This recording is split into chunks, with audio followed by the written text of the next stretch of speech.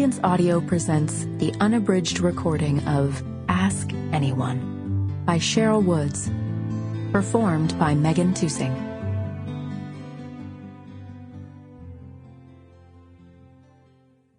Prologue. His son was making a spectacle of himself. Robert King Spencer had just hung up on the Trinity Harbor mayor, who was outraged not only by what was going on over at Bobby's this morning, but by just about everything Bobby had done lately. He had a list, and King had been forced to listen to every fool thing on it.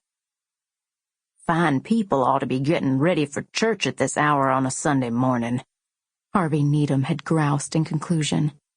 "Instead, they're over at your son's gawking like a bunch of tourists at an amusement park. This has to stop, King.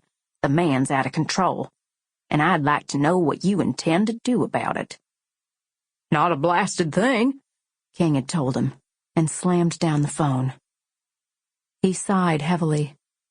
It wasn't as if this was the first time one of his children had stirred things up in Trinity Harbor.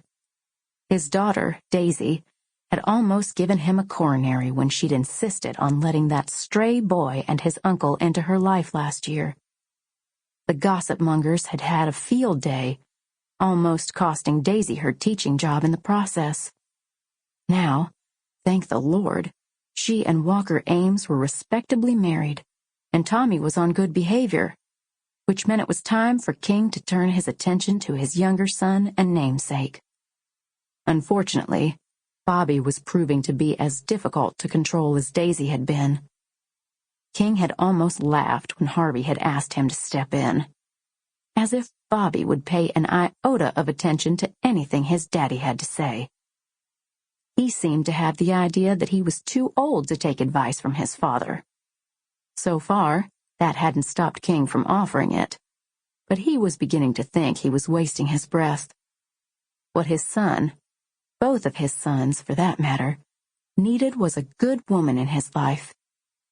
King had been searching high and low for someone who fit his criteria, someone with a little spunk and a lot of class.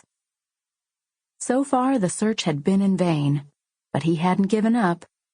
Of course, once he succeeded in finding a likely candidate, there was no guarantee Bobby would cooperate.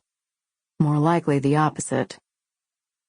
The sad truth was that Bobby was stubborn as a mule. Sample complete. Ready to continue?